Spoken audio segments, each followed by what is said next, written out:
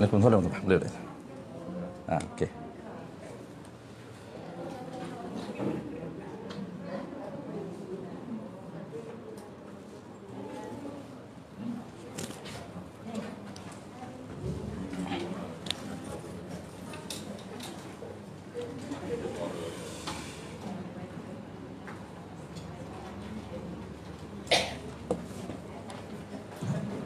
Bismillahirrahmanirrahim. Alhamdulillahi rabbil alamin. Wassalatu wassalamu ala asyrafil anbiya'i wal mursalin wa ala alihi wa ashabihi ajma'in. Allahumma 'allimna ma jahilna wanfa'na bima 'allamtana waj'alna minal mukhlisin. Wa sallallahu ala sayyidina Muhammad wa ala alihi wa baraka wa sallam. Alhamdulillahi rabbil alamin, amma ba'd. Terlebih dahulu marilah sama-sama kita menyatakan setinggi-tinggi kesyukuran kehadrat Allah Subhanahu wa taala kerana dengan limpah kurniaannya dapat sama-sama kita diberi kesempatan, peluang serta taufik oleh Allah Subhanahu wa taala untuk berada dalam majlis ilmu pada pagi ini. Bagi menyambung pengajian kitab kita tuan-tuan, insya-Allah pagi ini sebagaimana tuan-tuan maklum, kita baca kitab Tauhid Baku Iman, sambung muka surat. Kalau tuan-tuan masih ingat, saya lupa tuan-tuan, baru sebulan lupa. Yang tajuk yang saya ingat ni adalah kita akan sambung ciri ketuhanan yang keempat, iaitu mukhalafatuhu ta'ala lil hawadith. Itu sambungan dia. Ciri yang keempat, mukhalafatuhu ta'ala lil hawadith, muka surat 8. Tapi kita dah baca dalam kuliah sebelum daripada ini. Bulan 7 itu kita dah baca. Ya? Betul. Bulan 7. Itu last kita.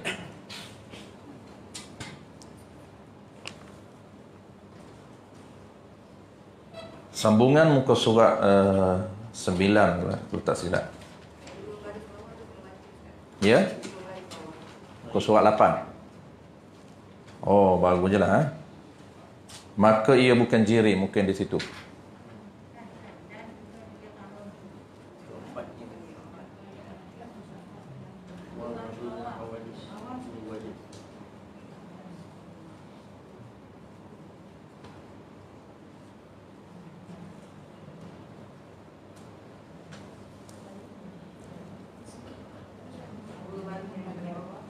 Oh, okey, dua bagi dan bukan i'rab. Alright, okey.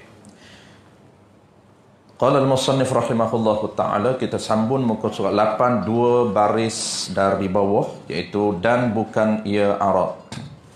Iaitu sifat yang berubah-ubah, yang tiada sah terasing daripada jirim.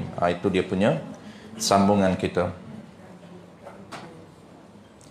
Baik, sambungan ni tuan-tuan, dia pendetilan kepada apa? Kepada makna mukhalafatu ta'ala lil hawadith yang kedua. Kita ulas sekali lagi tuan-tuan. Sifat ataupun ciri ketuhanan yang keempat ini, nama dia ialah mukhalafatuhu lil hawadith. Itu nama. Mukhalafatuhu ta'ala lil hawadith ini nama bagi salah satu sifat yang berada pada diri Tuhan. Itu settle nama dia. Apa makna mukhalafatu ta'ala lil hawadith? Bukan kita nak tahu sekadar nama, tetapi yang paling penting yang kita nak tahu ialah makna di sebalik nama. Apabila tuan-tuan kita sebut makna di sebalik nama, kita nak kepada makna hakikat, bukan makna bahasa. Wacalah tuan-tuan. Apabila saya sebut nama tuan-tuan, saya bukan nak kepada nama bahasa tuan-tuan, saya nak kepada diri tuan-tuan. Tu. Begitu juga nama Allah Ta'ala, nama sifat Allah Ta'ala ini, kita bukan nak pada bahasa sahaja, tetapi pada makna. Mukhalafatu ta'ala lil hawadith pada bahasanya ialah bersalahan. Itu dari segi terjemahan. Bersalahan dengan yang baru. Okey. Jadi makna bersalahan, kita akan ulang sekali lagi sebelum pendetailan tajuk hari ini. Makna bersalahan ini ialah tak sama ataupun tak serupa, tak sama. Tak serupa tu mungkin bahasa asing bagi tuan-tuan, iaitu tak sama. Apabila kita kata mukhalafatuhu ta'ala lil hawadi, bersalahan dengan segala makhluk, dengan segala yang baharu. Allah Ta'ala ini tak sama dengan makhluk ataupun dengan baharu, itu istilah dia. Tak sama ini meliputi ataupun merangkumi 3 aspek.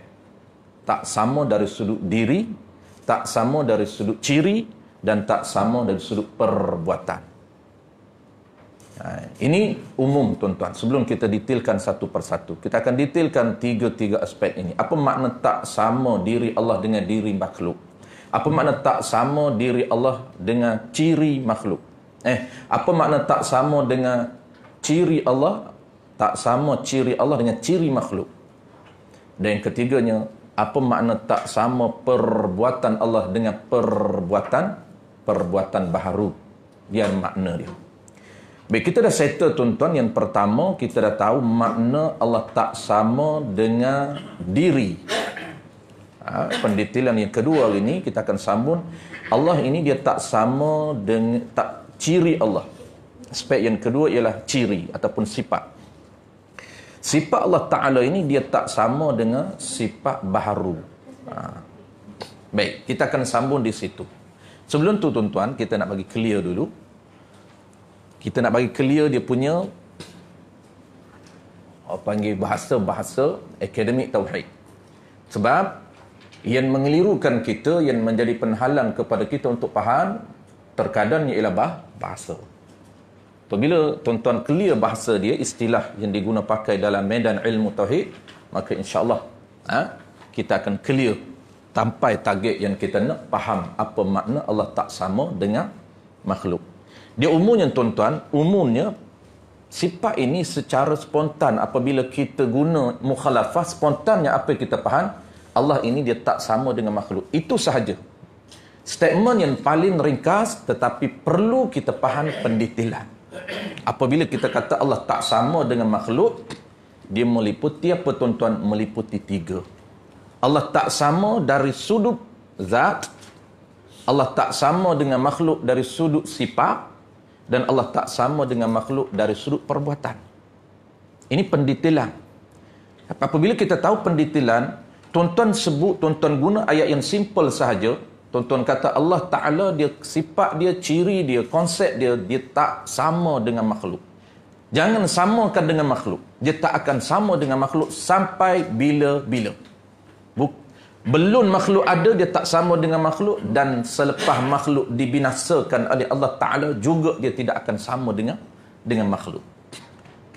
Maka simple sahaja ayat dia tak sama. Tuan-tuan akan faham apabila tuan-tuan tahu pendetailannya. Maka tak sama ini meliputi 3. Apa dia? Yang pertamanya, Allah tak sama dengan makhluk dari sudut diri dia. Maka kita nak tahu apa makna Allah tak sama dengan makhluk dari sudut diri. Itu yang kita nak satu persatu. Kemudian kita dah tahu ketiga-tiga, tuan-tuan sebut satu ayat cukup. Untuk membayangkan tak sama diri macam mana, tak sama ciri macam mana, tak sama perbuatan macam mana. Itu cara untuk kita mengolah ciri Allah Subhanahu Wa Taala sehingga kita clear. Apabila kita clear, tuan-tuan tak perlu pendetailan, hanya menggunakan ayat simple, Allah tak sama dengan makhluk. Orang tanya tak sama ni macam mana? Itu apabila orang tanya macam mana Allah tak sama, perlukan pendetailan. Tak sama dari sudut diri dia, tak akan sama dengan makhluk. Ciri yang ada pada dia tak sama dengan ciri yang ada pada makhluk. Dan yang ketiganya, perbuatan Allah, dia tak akan sama dengan perbuatan makhluk. Baik, kita terus go through kepada ciri yang kedua. Aspek yang kedua. Apa makna tak sama? Allah tak sama dari sudut sifat. Sifat Allah tak sama dengan sifat makhluk. Apa maknanya? Baik, sebelum tu tuan-tuan, saya akan recall sekali lagi secara umum saja ayat yang umum. Maksud Allah tak sama dari sudut zat dulu, supaya tuan-tuan jangan keliru dengan poin yang kita nak masuk hari ni. Allah ni tuan-tuan, dia tak sama dengan diri. Maksud dia apa? Ayat dia yang kita dah bahas sebelum daripada ni. Allah Subhanahu Wa Ta'ala ini bersifat, bercirikan tak sama dengan baharu dari segi zat. Dengan makna apa? Dengan makna Allah bukan jirim. Itu lahir ayat. Apabila kita kata Allah tak sama dengan makhluk dari sudut diri dia, diri Allah tak sama dengan makhluk, maksud apa? Allah Ta'ala ini bukan jirim yang mengambil ruang untuk keberadaannya. Itu saja ayat dia. Apa makna Allah tak sama dengan makhluk dari sudut diri? Diri Allah, zat Allah tak sama dengan kita. Apa makna dia? Makna dia Allah Ta'ala ini bukan jirim. Itu saja penafian dia. Allah bukan jirim yang mengambil ruang untuk kewujudannya. Allah ni tuan-tuan, dia nak wujud, dia nak ada keberadaannya, keberadaan diri dia, dia tidak mengambil ruang untuk dia ada. Kita, itu dia kata tak sama dengan diri kita. Diri makhluk ni tuan-tuan, sebutlah apa saja makhluk. Jirim, kita panggil jirim. Maka untuk keberadaan dia, kewujudan dia, dia mesti mengambil ruang untuk berada. Itu beza satu. Itu ayat yang simple. Kalau ayat detail kita dah bagi. Ayat detail dia macam mana ayat detail? Ayat detailnya Allah Ta'ala ini bukan jirim yang mengambil ruang untuk keberadaannya, dan bukan jisim yang boleh dibelah, dibahagi, dan juga bukan jauhar firik ataupun atom yang tidak mampu dibelah bahagi. Habis petit. Itu dia punya vocab. Dia punya vocab dia. Kenapa ulama perincikan lahir vocab, tuan-tuan, istilah? Kenapa? Kerana menggambarkan poin satu je, keyword dia, tuan-tuan. Kata kunci dianya, ulama nak bahas, nak terang kepada kita Allah Ta'ala tak sama dengan diri makhluk. Maka apa saja nama diri makhluk, nama ini dalam bidang ilmu tauhid. Apa nama-nama makhluk yang kita pernah bagi kepada tuan-tuan? 10 jenis nama.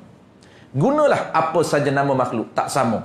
Sebab itu ada 3 istilah di sini. Apa dia istilah yang kita guna? Allah Ta'ala bukan jirim. Jirim itu makhluk yang mengambil ruang untuk kewujudannya ataupun keberadaannya. Dan Allah Ta'ala juga bukan jisim. Jisim ni sama juga makhluk. Tetapi kenapa ditukar daripada jirim bertukar jisim? Nisbah. Nisbah. Kalau benda itu, makhluk itu, konsepnya, jenisnya, boleh kita inqisam. Inqisam ni maksudnya boleh dibelah, dibahagi, dipotong, dikerak. Itu panggil inqisam. Kalau benda itu boleh dibelah, dibahagi, dan apa saja kita boleh buat, maka bertukar nama daripada jisim kepada daripada jirim kepada jisim. Dia bukan jisim yang boleh dibelah, dibahagi, ataupun dipanggil jisim yang latif seperti cahaya. Seperti cahaya, seperti malam. Ataupun ada istilah 3 yang ketiga. Makhluk juga yang ketiga. Apa dia? Ada satu benda, tuan-tuan, yang betapa halusnya benda kejadian Allah ini, yang tidak boleh dibelah, dibahagi. Dinamakan istilah ilmu kalam jauharah ataupun jauhar fird. Kita panggil atom. Tapi atom bukan atom dalam bidang biologi, bukan sains. Dia hampir sama saja. Benda yang paling kecil, tuan-tuan, benda itu tak mampu nak melihat dengan mata kasar kita. Kecilnya benda itu tak boleh dibelah, dibahagi. Maka istilah inilah lahirnya, nak menggambarkan Allah bukan benda sekecil-kecil. Tak boleh nak gambarkan Allah seperti jirim, tidak. Allah seperti jisim, tidak. Allah seperti jauhar firik, benda yang paling halus pun tak. Kenapa? Kerana kesemua nama vocab itu merujuk kepada makhluk. Sedangkan Allah bukan makhluk. Itu sahaja kata. Okey, dalam bahasa Jawi. Dalam bahasa Jawi, jim, waw, ha, ra, jauhar. Dia ada di bawah ni, tuan-tuan. Kita tak baca lagi. Ada di bawah ni. Di bawah ni. Dan bukan jauhar firdun. Oh, dah kita dah baca bulan lepas. Dan bukan ia jauhar firdun. Dan bukan ia arak. Okey. Kita baca bulan lepas. Baik, settle tuan-tuan. Itu maknanya Allah Ta'ala tak sama. Tak sama dengan makhluk. Apabila sebut Allah tak sama dengan makhluk, maka tak sama, aspek yang pertama, Allah tak sama dari segi zat. Apabila kita kata diri Allah tak sama dengan diri makhluk, nak menggambarkan diri makhluk ini, lahir 3 istilah. Tuan-tuan tak perlu hafal istilah ini. Memadai tuan-tuan faham. Walaupun tak ingat istilah, tapi aku ingat Allah Ta'ala tak sama dengan makhluk. Sebutlah istilah makhluk tu apa pun, tak sama. Tuan-tuan boleh nafi, ternafi. Tak perlu. Johafiri apa? Jisin apa? Jirin apa? Karena jirin, jisim, johafiri, 3 istilah ini nak menggambarkan bahawa itu nama merujuk kepada makhluk. Tu. Settle.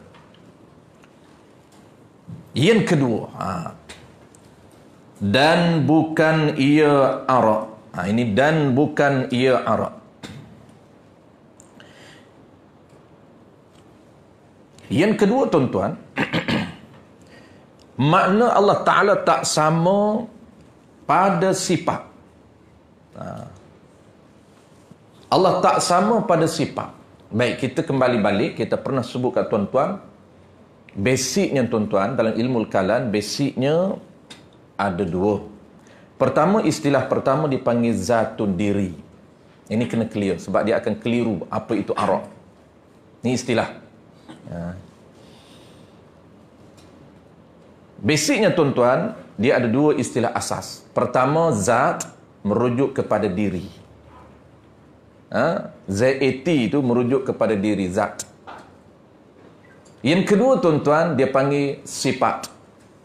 Sifat merujuk kepada ciri. Ini 2 istilah asas, zat dan sifat. Zat merujuk kepada diri dan sifat merujuk kepada ciri. Baik, 2 ni tuan-tuan, istilah 2 ini diguna pakai khusus untuk eksklusif untuk Allah Ta'ala. Apabila nak sebut diri Allah, kita guna zat Allah. Apabila kita nak sebut ciri yang ada pada Allah, kita guna sifatullah, sifat Allah. Kita sedang belajar tuan-tuan 13 sifat Allah Ta'ala. Kita tak guna 13 arak Allah, tak guna. Kerana istilah sifat merujuk kepada ciri yang ada pada diri Allah Ta'ala. Settle tuan-tuan, ini istilah basic. Ada satu lagi, ada 2 lagi istilah yang sama, tapi dia merujuk kepada makhluk dengan gaya bahasa berbeza. Tuan-tuan faham tadi, kalau diri dan ciri merujuk kepada Allah, kita guna zat dan sifat. Kalaulah makhluk, diri makhluk dan ciri yang ada pada makhluk, konsep yang sama tetapi nisbah kepada makhluk, gaya bahasa berbeza. Kita tak guna bahasa yang diguna pakai merujuk kepada Allah. Apa bahasa yang kita guna tuan-tuan? Kalaulah makhluk, kita tak guna zat, kita tukar kepada jirim. Jirim itu tuan-tuan istilah diri makhluk, diri baru. Kenapa ditukar? Kenapa ulama global vocab apa nama ini, mufradat ataupun kita panggil istilah ini? Kerana nak memudahkan perbincangan kita, bahasa ini merujuk kepada Allah Ta'ala dan istilah ini merujuk kepada makhluk supaya dia tak bertukar walaupun sama. Maka diri makhluk tuan-tuan kita panggil apa? Diri makhluk kita menggunakan istilah jirim. Jim, ra, mim. Jirim. Dan jirim ini tuan-tuan diri dia.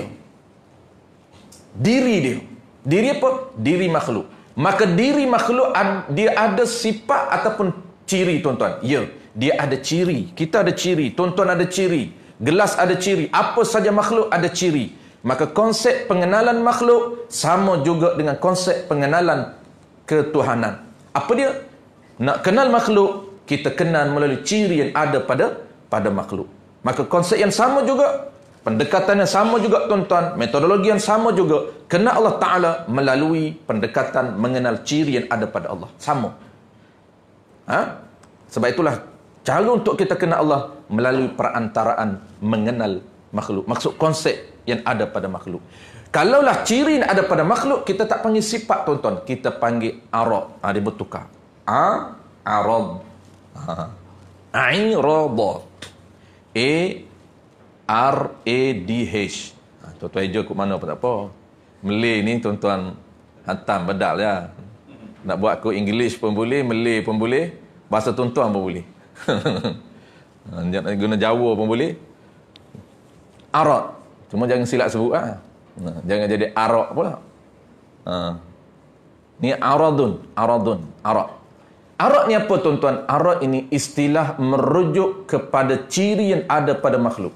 Contoh, tuan-tuan. Putih yang ada pada kopiah, dia tak panggil sifat kopiah, dia panggil arad yang ada pada kopiah. Dah bertukar. Putih ini sifat. Ya. Sifat yang ada pada kopiah. Baju, warna baju. Ya. Warna baju kita panggil arad. Manis kita panggil arad. Masin kita panggil arad. Kenapa? Karena manis, masin, tawar dan sebagainya itu dia panggil sifat yang ada pada benda. Maka sifat yang ada pada benda bertukar daripada sifat kita panggil arad. Baik, settle. Maka tuan-tuan, apabila kita faham istilah, makna Allah tak sama dari segi sifat. Sifat Allah tak sama dengan sifat makhluk. Sifat Allah Ta'ala tak sama dengan sifat makhluk. Apa makna dia? Makna dia, tuan-tuan, sifat Allah Ta'ala itu bukan arad. Tu je, simple saja. Sifat Allah Ta'ala tak sama pada sifat merujuk kepada sifat Allah Ta'ala bukan arad. Itu saja, simple.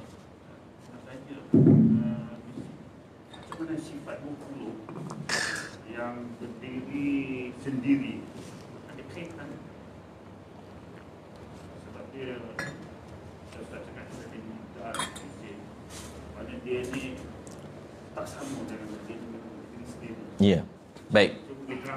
Apa kaitan dia dengan satu sifat lagi yang kita akan belajar kita dah belajar? Sifat yang nama dia ialah qiyamuhu binafsih. Berdiri sendiri. Belum. Kita akan belajar sifat yang kelima. Yang kelima, berdiri sendiri. InsyaAllah. Adakah ada beza dengan berdiri sendiri? Ya. InsyaAllah, tuan-tuan, kita akan belajar sifat yang kelima, iaitu berdiri sendiri. Yang ni, apa maksud berdiri sendiri? Ada dua makna. Dua maksud berdiri sendiri. Berdiri sendiri itu terjemahan daripada qama, daripada berdiri, qiyaman. Qama yaqumu qiyaman. Jadi, kita akan belajar ada dua makna berdiri sendiri. Bukan dari kita faham dari sudut lugah saja, bukan faham dari sudut bahasa berdiri sendiri, duduk boleh bangkit sendiri, bukan. Dari sudut bahasanya, dari sudut maknanya, qiyamu binafsih ni mampu Allah ni bersifat apa? Berdiri sendiri. Dia tidak berhajat kepada zat yang lain untuk keberadaannya. Tak memerlukan kepada yang lain. Ini salah satu makna. Kenapa? Dia beza. Ini dia ada kaitan dengan tak sama. Kita ini nak keberadaan diri kita ni, tuan-tuan, kewujudan diri kita ada kaitan dengan yang lain. Tuan-tuan nak ada di dunia ni, saya nak ada di dunia, kewujudan saya hari ni 40 tahun yang lepas, kewujudan saya, keberadaan saya ada kaitan dengan yang lain. Apa makna dia? Ada kaitan dengan Allah Ta'ala.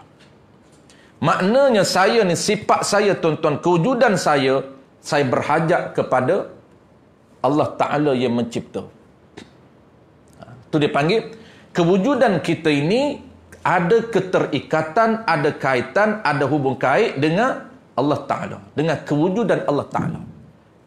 Kalau Allah tak wujud, tuan-tuan, kita juga tak akan wujud. Tetapi lainnya Allah, tuan-tuan, lainnya Allah. Ini dia ada kaitan yang abang tanya.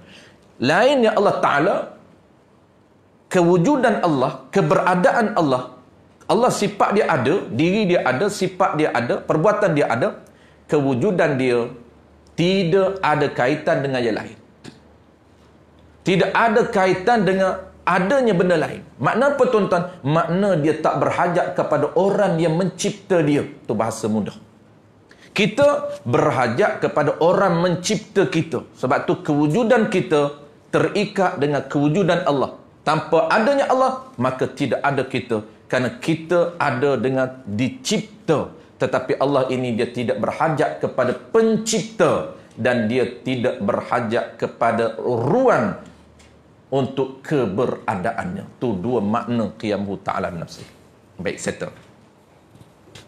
Qala al-musannif rahimahullahu ta'ala. Dan bukan ia jirim. Maksudnya bahasa mudah dia tuan-tuan, Allah Ta'ala ni tak sama pada sifat merujuk kepada sifat Allah Ta'ala bukan arak. Bukan ciri. Bukan arak.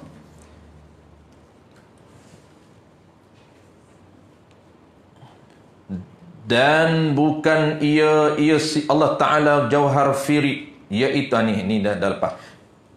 Dan bukan ia Allah Ta'ala itu arak. Bukan ia sifat Allah Ta'ala arak. Apa dia arak? Iaitu sifat yang berubah-ubah, yang tiada sah terasin daripada jirim.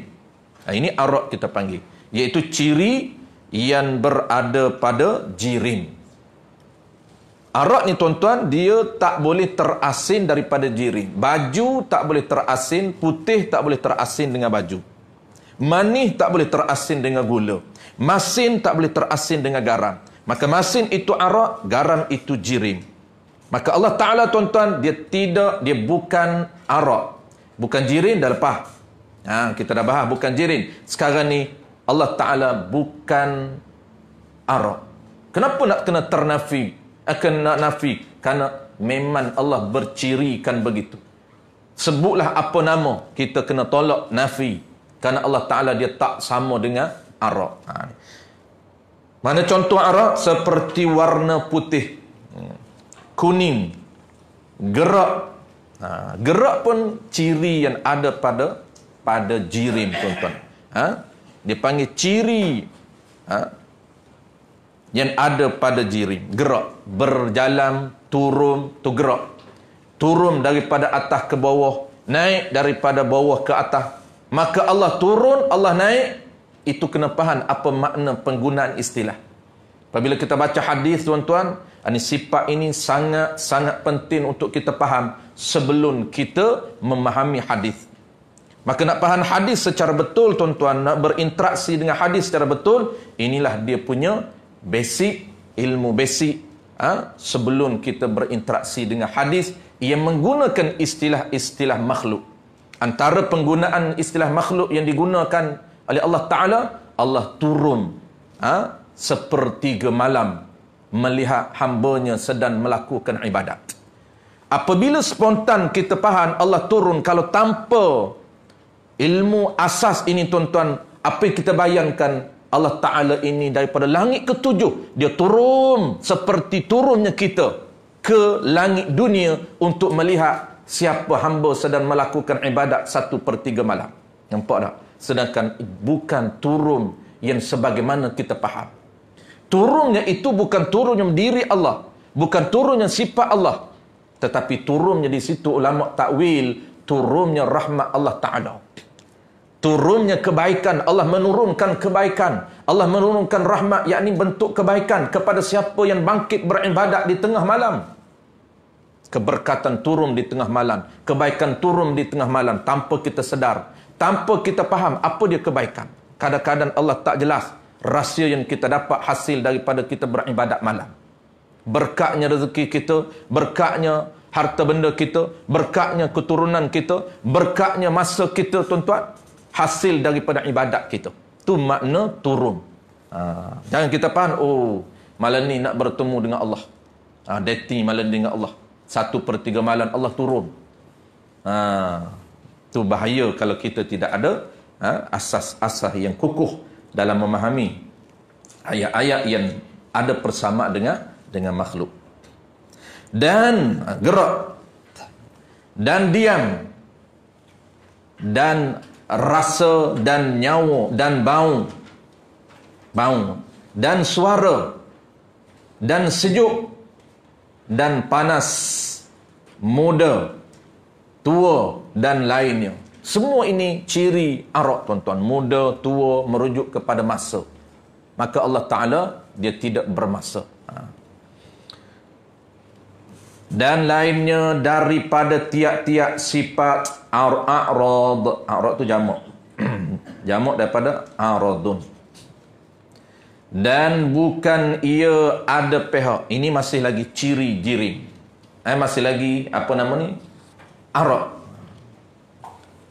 Kerana arak ini dia ada beberapa bahagian. Ini pihak.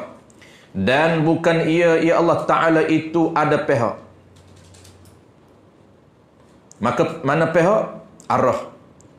Maka tiada ada baginya kanan. Pihak ini arah. Allah Ta'ala ini tidak ada arah mana-mana. Pihak ataupun arah, dia panggil jihah sittah. Dia panggil arah 6. Kiri, kanan, depan, belakang, bawah, atas, bawah. Dia panggil jihah sittah. Arah 6 ini Allah Ta'ala tidak bercirikan arah. Kenapa? Karena arah itu dia termasuk dalam pembahagian arak. Termasuk dalam pembahagian arak. Iaitu arak itu apa? Arak itu ciri yang ada pada jiri. Kita ciri, maka kita ada arah. Kiri, kanan, depan, belakang, atas, bawah. Maka tiada ada baginya, bagi Allah Ta'ala, sifat Allah Ta'ala itu kanan atau kiri, dan tiada hadapan atau belakang, dan tiada baginya, bagi sifat Allah itu atas, tempat. Atas ni merujuk kepada tempat. Atau bawah. Allah Ta'ala bukan berada di bawah, Allah Ta'ala bukan berada di atas. Dan tiada baginya muka, walaupun dia sebut muka. Wajjahtu wajhiya lilladzi fataras samawati wal ard. Itu antara ayat-ayat yang digunakan. Selain daripada ayat dalam surah Ar-Rahman, Allah Ta'ala kata muka aku kekal. Wajahku, kata Allah, kekal. Maknanya wajah dia ini bersifat kekal. Tu. Wajah tu dia bukan makna wajah kita, bukan makna muka. Kerana Allah Ta'ala tak sama dengan makhluk. Tak sama dari segi diri. Kalau makhluk ni, diri makhluk ini ada anggota, muka, tangan, kaki dan sebagainya. Maka Allah Ta'ala ini tidak sama diri dia dengan diri makhluk. Dan dia tidak ada anggota seperti anggota makhluk. Walaupun dia guna tangan. Yadullahu fawqa aydihim. Tangan Allah berada di atas tangan-tangan kamu. Tu dia gunakan anggota. Wajjahtu wajhiya lilladzi fatara samawati wal ard. Ayat yang kita baca dalam wajjahtu, muka aku. Aku hadapkan kepada muka Allah. Wajjahtu wajhiya lilladzi. Aku menghadapkan muka aku kepada muka Allah. Allah yang mana? Fataras samawati wal arda. Allah yang mencipta langit dan bumi.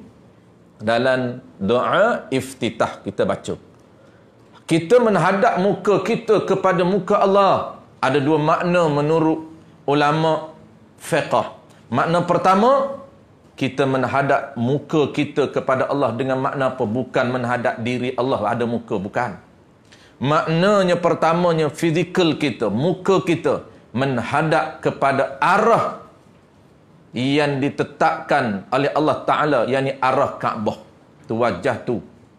Yang kedua, tuan-tuan, hadap muka kita dengan makna kita menghadap hati kita kepada Allah. Ini ulama tasawuf. Dia beza pentafsiran. Ulama tasawuf, dia jaga hati dia. Allahu Akbar. Wajjahtu wajhiya lilladzi. Hati aku ini khusyuk, fokus kepada Allah Subhanahu wa Ta'ala. Allah yang mana? Allah yang mencipta langit dan bumi. Dia berbeza pentafsiran. Dan tiada baginya muka dan tiada baginya mata. Allah tidak ada mata.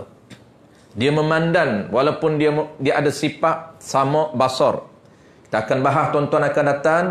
Allah Ta'ala bercirikan pendengar. Dia mendengar segala benda yang ada, yang termasuk dalam bidang tugas pendengar. Kita akan belajar. Maka adakah Allah mendengar dengan mata? Tidak. Mata itu alat. Maka Allah Ta'ala dia tidak mendengar dengan mata, tetapi dia mendengar dengan sifat pendengar yang ada pada diri dia. Allah tidak bermata. Dan tiada baginya mata, dan tiada baginya telinga, dan tiada baginya lidah, dan tiada baginya tangan kanan atau kiri, dan tiada baginya tubuh badan, dan bukan ia sebelah mana-mana pihak, yakni mana-mana arah, dan bukan bertempat, dan tiada lalu atasnya masa siang atau malam, dan tiada bersifat ia dengan kecil atau besar. Kecil dan besar ni tuan-tuan ciri yang ada pada arak. Saiz dia panggil. Jadi kita tak cerita yang detailnya. Arak ini dia merakumi 7 ciri. Kita tak cerita yang tu, akan datanglah. 7 ciri termasuk saiz. Saiz ini ciri yang ada pada arak. Saiz kecil besar. Arah termasuk salah satu daripada 7 ciri yang ada pada arak. Baik. Allah Ta'ala dia tidak bersaiz, tidak bersifat dengan kecil atau besar. Adapun yang kita kata Allahu Akbar, artinya Allah yang maha besar, yang lebih besar, maka iaitu besar martabat, pangkat, kedudukan ketuhanan, bukan besar dirinya. Ni. Jadi Allah maha besar ni tuan-tuan, maksud dia ialah besar ini bukan merujuk kepada saiz diri, saiz ciri dia, tetapi merujuk kepada martabat ataupun power ataupun kedudukan Allah Ta'ala itu lebih besar daripada segala-galanya. Tidak ada tandingan. Dialah paling besar. Kedudukan dia, kemuliaan dia, martabat dia dan level dia. Itu maksud Allahu Akbar. Setiap kali kita takbir tuan-tuan, sama ada di luar solat, di dalam solat dan sebagainya, maka ingat takbir itu kita membesarkan Allah, bukan membesarkan diri, tetapi membesarkan, mentakzimkan Allah dengan makna mentakzimkan kedudukan dia, kemuliaan dia, pangkat dia, level dia. Sepertilah kita selalu sebut, pangkat yang ada pada raja, daulat tuanku itu merujuk kepada kuasa yang ada pada dia. Bukan kita membesarkan diri dia. Diri dia sama saja macam kita, cumanya dibezakan dia ini ada kuasa, ada daulah. Sebab tu daulah itu merujuk dalam bahasa Arabnya ialah power, ialah kekuasaan yang dimiliki oleh raja. Apabila dia tidak ada kekuasaan tuan-tuan, dia turun tahta, maka tidak ada lagi slogan daulat tuanku, dan dia tidak lagi diangkat, dibesar, dimulia, ditakzimkan oleh rakyatnya kerana dia bukan lagi berada di tahta. Itu konsep raja.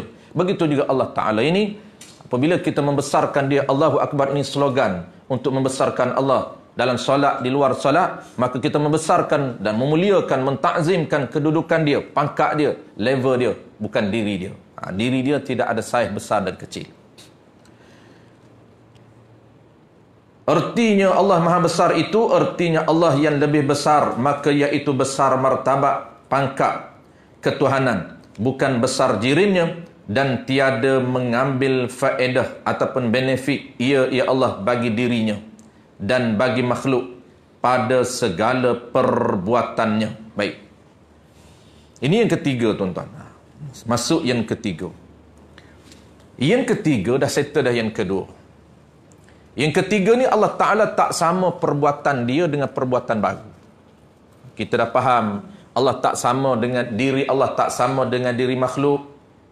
Kita dah faham sifat Allah tak sama dengan sifat makhluk. Dan yang ketiga tuan-tuan, Allah tak sama pula, perbuatan Allah tak sama dengan perbuatan makhluk. Dan ini tuan-tuan, dalam yang ketiga ini, perbahasan ketiga ini kita akan detailkan kembali dalam tajuk yang lain. Dia ada perkaitannya, dia ada hubung kaitnya, iaitu tajuk wahdaniyah. Wahdaniyah ini Allah Ta'ala bersifat tunggal pada 3 aspek juga. Tunggal dari segi diri dia, Dia tunggal dari sifat dia, tak berbilang, dan tunggal dari segi perbuatan. Perbuatan dia tidak sharing dengan mana-mana perbuatan makhluk. Itu dipanggil tunggal pada perbuatan. Kita akan detailkan dalam wahdaniyah. Baik, di sini ni kita faham spontan saja tuan-tuan. Apa makna perbuatan Allah Ta'ala tak sama dengan perbuatan baharu? Maka nak tahu tak sama ini tuan-tuan, kita kena tahu makna perbuatan. Apabila sebut perbuatan Allah Ta'ala, tuan-tuan, makna dia apa? Makna dia merujuk kepada mengadakan sesuatu benda dan mengadamkan, membinasakan sesuatu benda. Dia boleh mengadakan suatu benda yang baru, yang belum ada. Dia boleh mengadakan sesuatu benda dan dia boleh membinasakan. Itulah dinamakan perbuatan Allah Ta'ala yang tidak ada pada makhluk lain. Yang tidak ada pada kita. Kita tak mampu untuk nak mengadakan suatu benda yang tidak ada, melainkan Allah Subhanahu wa Ta'ala. Sebab itu kita ini dalam istilah ilmu kalam, perbuatan baharu ini dia tidak panggil perbuatan hakiki, tetapi dia panggil perbuatan baharu. Dia tak panggil perbuatan hakiki. Kenapa? Kerana perbuatan hakiki ini merujuk kepada mengada suatu benda dan mengadan bahan mentah, proses jadi pattern. Itu kita. Adapun Allah, dia mengada daripada tiada kepada ada. Daripada besi tidak ada, dia boleh menjadikan besi. Daripada tanah tidak ada, dia boleh menjadi tanah. Daripada tanah itu, maka lahirlah unsur kita ini. Allah cipta daripada unsur tanah. Tanah itu alat, ya, tapi alat itu dicipta oleh Allah Ta'ala. Asalnya belum ada. Tanah ini daripada belum ada, Allah cipta. Ada dan dia boleh binasa. Itu dipanggil perbuatan. Adapun adan dan tiada mengambil faedah. Faedah tu dipanggil manfaat, benefit. Allah buat satu benda bukan dia nak mengambil faedah daripada apa yang dia buat. Kalau kita buat satu benda, kita nak nak ambil manfaat daripada suatu benda yang kita buat. Tapi Allah tidak. Ini kena faham juga tuan-tuan, konsep inilah asas untuk kita faham. Allah Ta'ala buat kita ini tujuannya untuk beribadat kepada dia. Itu jaga. Yang tu di situ tu kena faham apa maksud sebenar Allah nak. Kalaulah dia buat satu benda untuk ada benefit kembali pada diri dia, maka Allah Ta'ala tidak bersifat dengan qiyamuhu binafsih. Allah tidak bersifat dengan ghaniyum. Allah tidak bersifat dengan kaya. Dia masih lagi berhajat kepada satu benda. Contoh tuan-tuan paling simple. Nak bahas ini, dia lahir banyak isu. Antara isu yang simple tuan-tuan, Allah Ta'ala nak meletakkan makhluk dia ni, manusia ini, dalam syurga ataupun neraka. Ini paling simple isu tuan-tuan. Nak bahas, ada relate, ada kaitan dengan perbuatan Allah yang tidak berhajat kepada sebaran benefit. Dia buat satu benda, dia tak berhajat kepada sebaran tujuan untuk dia ambil. Mana contoh tuan-tuan? Paling simpelnya ialah Allah sediakan neraka, Allah sediakan syurga, dan dua tempat ini sahaja dalam mazhab kita tuan-tuan. Dalam ahli sunnah wal jamaah dia tidak ada tiga. Walaupun ada pahaman lain, ada tiga. Pahaman kita ahli sunnah wal jamaah tuan-tuan, ending kita di mana? Sama ada syurga ataupun neraka. Itulah dia panggil darul akhirah. Dar ini apa tuan-tuan? Dar ini ialah asal dar ini kampun. Asal dia kampun akhirat. Makna apa kampun akhirat? Maknanya tempat tinggal kita selama-lama. Tidak ada penghujung. Kalau kita pilih, kita desainkan kehidupan kita di dunia ini untuk berada di syurga, kekal selama-lama di syurga. Kita yang memilih untuk desain kehidupan kita. Kalau kita desain, patternkan kehidupan kita untuk ke neraka tuan-tuan, maka dar akhirat kita, penghidupan selama-lama neraka. Tak akan berakhir. Maka apa isu yang kita nak? Isu yang kita nak cerita, Allah Ta'ala ni dia pilih nak letak neraka ataupun syurga. Apa dia punya kriteria dia? Kriteria basicnya tuan-tuan, ni basic. mesti orang itu lebihan pahala daripada dosa. Setiap orang tuan-tuan, dia ada dosa dan pahala. Tidak ada mana-mana manusia tanpa dosa, tidak ada. Mana pun manusia tuan-tuan, dia akan ada dosa dan pahala. Cuma kita ini nak cuba minimize ataupun kurangkan kesalahan dengan Allah Ta'ala, supaya banyak reward daripada kesalahan, banyak bayaran daripada kesalahan, banyak baik daripada jahat. Itu saja kehidupan kita. Setiap hari kita nak buat benda, maksimumkan kebaikan daripada kejahatan. Sebab baik dan jahat semua orang akan lakukan. Maka kriteria asas yang Allah pilih untuk berada di dar ini, di negeri akhir ini, kalau lebihan pahala Allah letak dalam syurga, kurang pahala Allah letak dalam neraka. Ini asas pemilihan. Baik, timbul isu. Maka isu dia apa tuan-tuan? Allah Ta'ala nak meletakkan makhluk ini dalam syurga ataupun neraka, dia berhajat kepada apa? Kepada pahala. Dia buat pahala, rupanya dia nak ambil benefit daripada pahala. Apa yang dia nak pahala? Dia nak menjadikan orang banyak pahala ini untuk diletakkan dalam syurga, dia neraka ini bagi orang yang banyak dosa. Itu spontan yang kita faham. Maka kita kena relate dengan sebenar-benar perbuatan Allah Ta'ala. Dia buat pahala, adakah dia nak benefit? Tidak. Dia buat syurga, adakah benefit untuk letak orang salah? Untuk letak orang baik? Tidak. Cuma pada umumnya, pada adatnya, orang panggil rahsianya, hikmahnya. Rahsia dia, hikmah dia, dia buat pahala ini untuk apa? Untuk bagi kepada kita dan untuk letak dalam syurga. Itu hikmah, untuk rahsia umumnya. Tetapi sebenar-benar tidak. Sebenar-benar tuan-tuan, dia tidak berhajat kepada pahala kalau dia nak meletak kita dalam syurga. Dia boleh letak kita walaupun banyak pahala, dia boleh letak dalam neraka kerana dia tidak berhajat kepada pahala dan dosa untuk dia letak kita di mana saja. Ini asas dalam ilmu akidah. Sebab itu tuan-tuan, kalau kita faham asas ini, barulah kita faham kenapa orang yang tidak ada pahala dan dosa Allah letak dalam syurga. Dalam mazhab Ahlussunnah wal Jamaah tuan-tuan, kita pernah sebut sebelum daripada ini, menjadi isu di kalangan para ulama menentukan anak yang belum balik mati ke mana arah hidup mereka.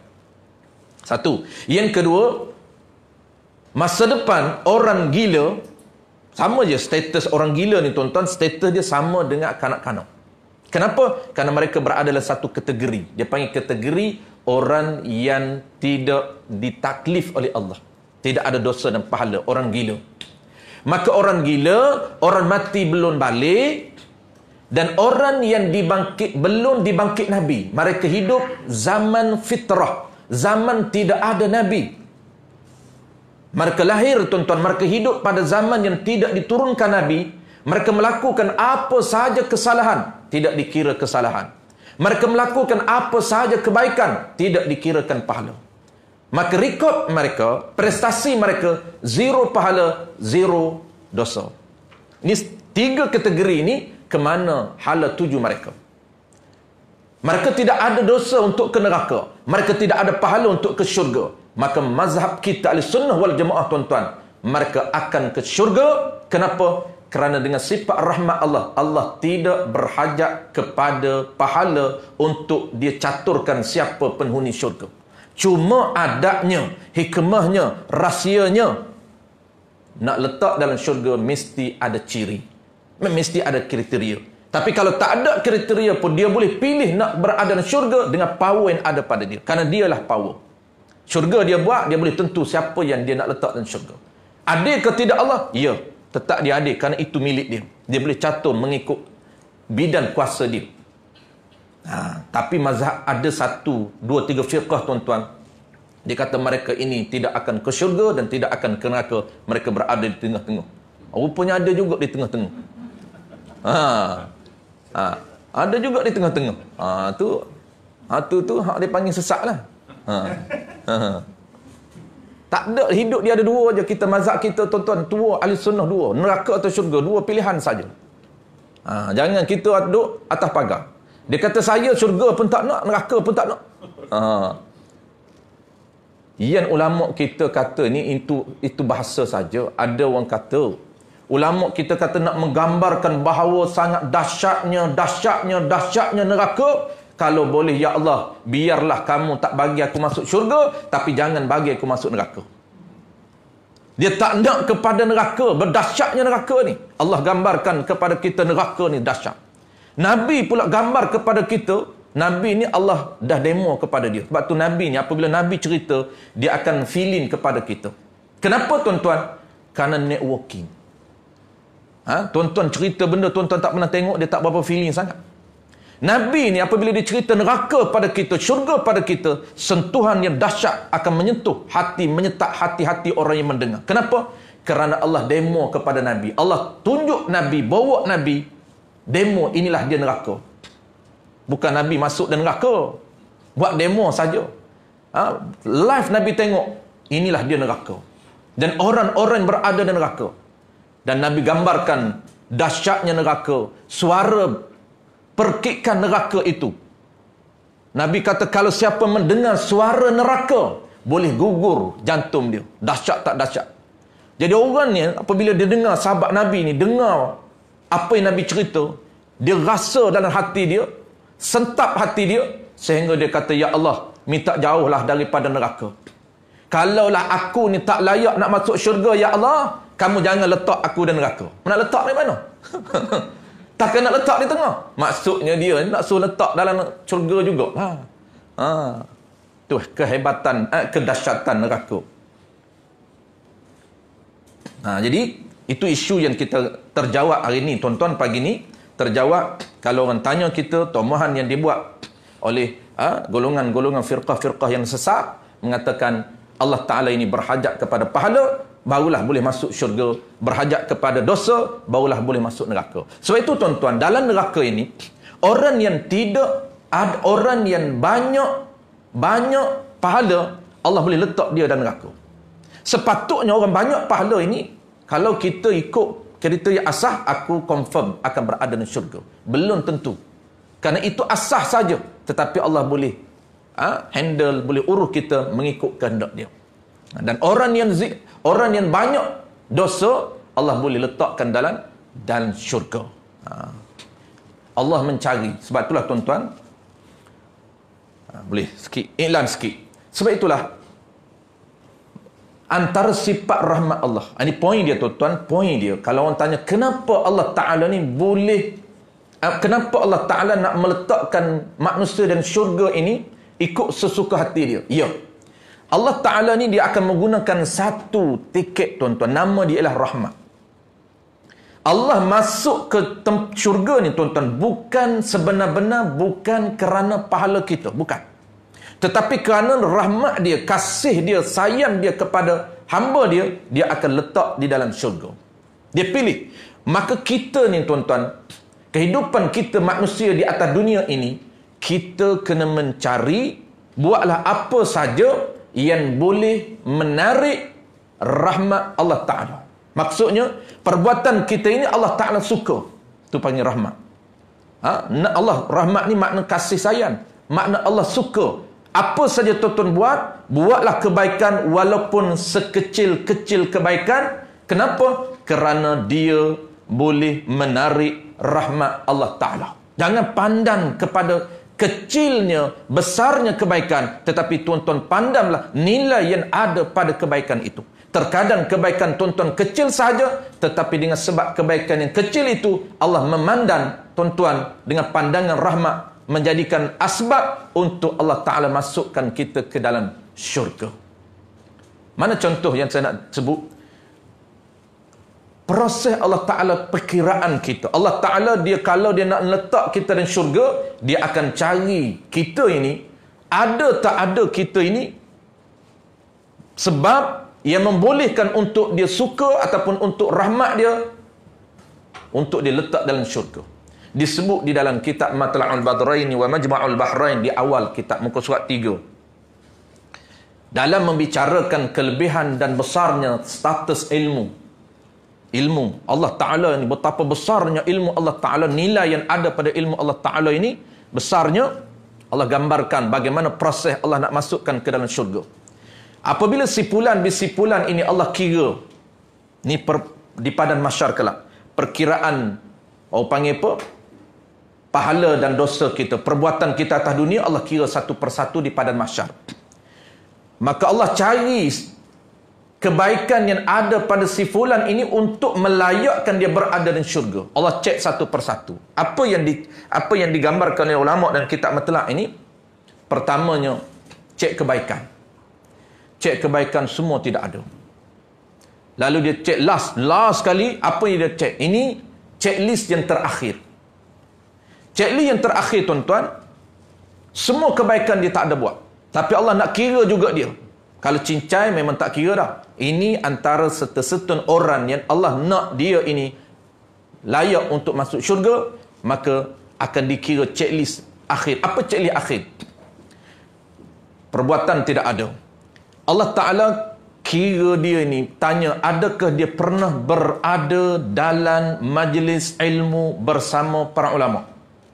Sebab tajuk ini, tuan-tuan, dibincang dalam tajuk Fadailil Ilmi, kebesaran, kemuliaan, ketinggian standard ilmu syarak. Allah nak besarkan ilmu syarak, Allah cek dia pernah tak berada dalam majlis ilmu, kerana standard ilmu syarak itu sangat besar di sisi Allah. Kerana ilmu yang membicarakan diri dia, ilmu yang membicarakan sifat yang ada pada diri dia, ilmu yang membicarakan tentang apa dia, tentang syariat yang dia gubal. Itu besar standard. Maka tidak ada. Yang kedua pula, cek, adakah pernah dia berada dalam satu majlis makan bersama para ulama? Dia ambil kira juga.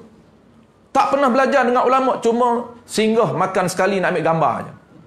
Bergambar dengan para ulama, buh posting, kononnya ingatkan mengaji lah. Ingatkan murid lah, para ulama. Rupanya tumpang gambar saja. Tak apa, rupanya tumpang gambar pun ada aura juga. Tapi ulama lah, bukan ustaz dah, ulama ni cerita ni.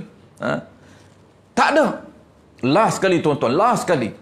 Tak pernah makan bersama orang yang membesarkan ilmu Allah Ta'ala. Tak pernah berada dalam majlis orang membesarkan ilmu Allah Ta'ala. Last sekali, cek nama. Allah cari sampai kepada nama. Cuba tengok nama dia, adakah nama persamaan dengan para nabi, para ulama, para orang saleh, para orang baik. Nama dia apa? Itulah checklist yang terakhir. Nama, tuan-tuan. Sebab itulah nama kita pilih anak kita, cucu kita. Janganlah nama pelik-pelik. Bagilah nama ada imbas-imbas para ulama. Tak nak nama nabi pun. Tak nak nama Muhammad pun. Tapi ada nama para ulama. Tak kira lah ulama besar. Nama Syafi'i ke, nama Nawawi ke, nama Rafi'i ke, nama Ramli ke. Imam bapa saya selalu bertukar. Kan Imam Ramli dalam mazhab kita tahu. Apabila saya kata Imam Ramli rahimahullah, oh bapa ustaz lah tu. Bukan, nama je sama. Kalau kata Azhar, dia kata, oh Universiti Azhar. Dia tahu waktu je. Kata saya Azhar, oh ustaz belajar di Azhar. Nama saya Azhar, bukan saya belajar di Azhar. Kan dah popular sangat Universiti Azhar kan. Sebut Azhar, orang ingat belajar di Azhar. Bukan, saya tak belajar di Azhar, dah saya nama Azhar dah. Itu nama tu. Hebat juga nama ni. Baru apabila nama dia pun tidak ada para ulama, maka Allah Ta'ala tak boleh mengambil mana-mana. Tak boleh mengambil sebab untuk Allah letakkan. Kenapa? Tidak ada sebab yang dia buat untuk magnet, untuk tarikan Allah. Sehingga Allah nak letak juga, kata ulama, Allah terpaksa menggunakan rahmat dia tanpa ada sebab. Kalau ada sebab, Allah menjadikan sebab itulah untuk masuk syurga. Tapi kalau tidak ada sebab, tapi Allah nak juga dia masuk syurga, maka Allah gunakan power dia. Aku masuk, walaupun tak ada sebab, masuk juga. Tapi kalaulah Allah nak masukkan, dia akan cari sebab. Dan kalaulah sebab pun tidak ada, maka kalau Allah nak masuk juga, dia akan masuk. Tapi kalaulah Allah Ta'ala tak nak masuk, tetap kita ke neraka, wal'ayadzubillah. Sambung tuan-tuan last sekali. Sebelum kita berhenti, 10.30 kita berhenti.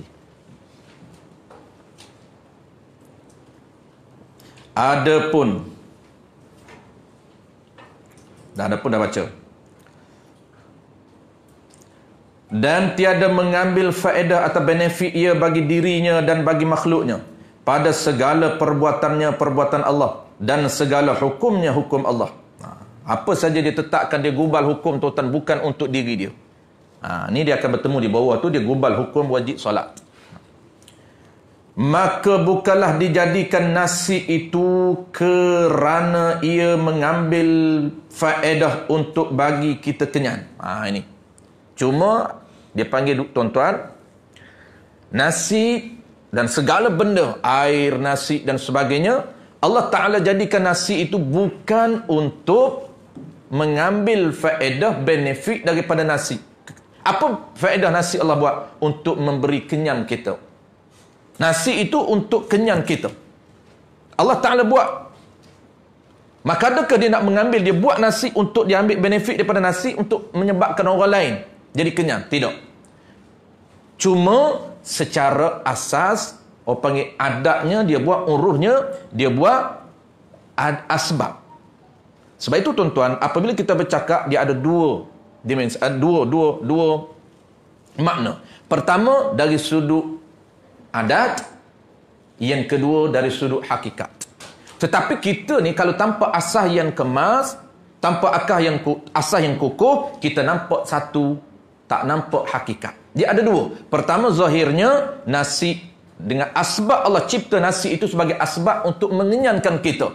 Yang kedua, yang sebenar-benar yang mengenyangkan kita bukan nasi, tetapi yang mengenyangkan kita perbuatan Allah, bukan perbuatan nasi.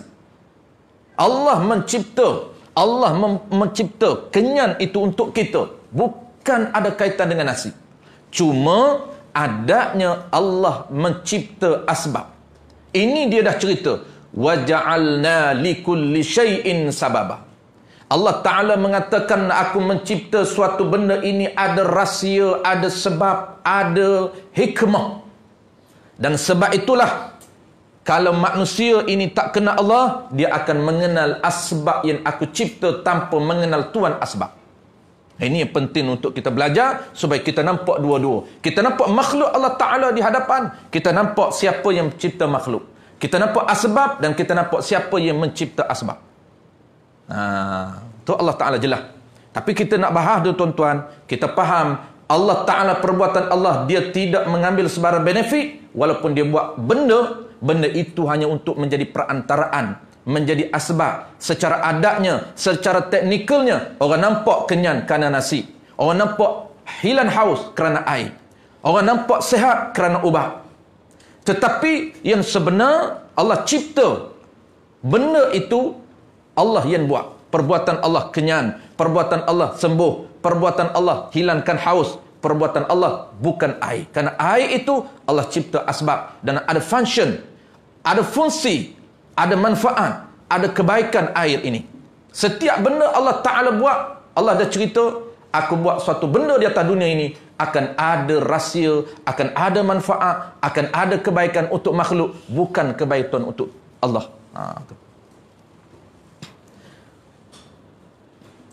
Macam kita cerita dululah, tak nak cerita dah sebab tu pernah cerita. Yang kata kisah malaikat Israel yang Allah nak bagi job kat dia, nak lantik dia pangkat, nak beri pangkat yang besar. Pangkat apa? Pangkat Israel ni untuk mengambil nyawa seluruh makhluk. Dia tak nak terima jawatan tu. Kita pernah cerita kat tuan-tuan dulu kan. Jadi kenapa yang dia tak nak terima tu? Sebab dia nampak ni belum Allah cerita rahsia. Allah tak cerita rahsia sebab. Ini lahirnya. Macam mana Allah nak cerita, aku akan buat sebab. Apabila Israel menolak jawatan ini, lalu Allah tanya, kenapa tolak jawatan aku nak beri kepada kamu, jawatan Israel, jawatan mengambil nyawa. Dia kata, kalaulah aku terima ya Allah, nescaya seluruh makhluk Allah Ta'ala ini akan benci kepadaku. Kenapa? Kerana Israel ni rupanya dia tahu bahawa semua manusia ni tak suka mati. Israel. Dia kata, kalaulah aku ni tugas ambil nyawa, orang pakat benci padaku. Dia tak nak jawatan tu. Ni salah satu versi lah. Tapi ni bukan rekaan. Tuan-tuannya kata, ini merapu dah. Ini fakta. Dia menolak jawatan. Apabila dia tolak jawatan, ni lahirlah Allah cerita, baru dia terima. Allah kata, mu jangan bimbang. Orang tak akan tahu siapa tu ambil nyawa. Orang tak tahu Israel datang, tak tahu pun. Kalau tahu tu pun nasyid je. Bila Israel datang memanggil. Tu nasyid je. Kalau tak ada nasyid tu, tak tahu lagi Israel datang memanggil. Jadi Allah Ta'ala kata, aku akan jadikan asbab sehingga orang ataupun makhluk tak akan nampak siapa yang mengambil nyawa, dia akan nampak asbab. Tuan-tuan, semalam pukul 12.30, kawan saya, classmate, muda lagi, bayar saya lah. Tua lagi, tua. Rupanya kita pun berperasan. Nampak siri rupanya. Kawan dah mati. 12.30 tu, kawan seminggu tak. Dalam geruk sekolah kan ada geruk lah, sekolah-sekolah kan. Sebulan dah dia keluar grup. Kita pun heran kenapa keluar rupa nak mati. Semalam 12.30 dapat mesej kawan sekelah meninggal dunia. Tanyalah, kita tanya kenapa mati? Itu standard kita. Jantung. Mati tengah malam, tuan-tuan, jantung katanya. Sebab dia jantung. Tuan-tuan nampak tak? Kita akan tanya nak tahu asbab, kita tak tanya Israel datang ke? Walha bukan jantung. Israel datang. Israel datang ambil pukul 12.30. Tapi kita tak nampak, tuan-tuan, Israel. Tak ada siapa pun maki Israel. Tak ada siapa pun duk marah kat Israel. Semua pakat duk kata jantung, pakat kata kecil manis, gout, sakit tua. Kalau tak ada asbab, tuan-tuan, dia kata tak tahu, mati mengejut. Tak nampak juga Israel. Tu Allah Ta'ala jadikan. Sebab tu Allah sebut dalam Quran, waja'alna likulli syai'in sababa, dan aku jadikan satu benda itu sebab. Orang tak nampak Allah Ta'ala. Sedangkan Allah Ta'ala lah yang akan memerintahkan Israel, lah beri tugas kepada Israel untuk mengambil nyawa kita. Itu dia panggil sebab.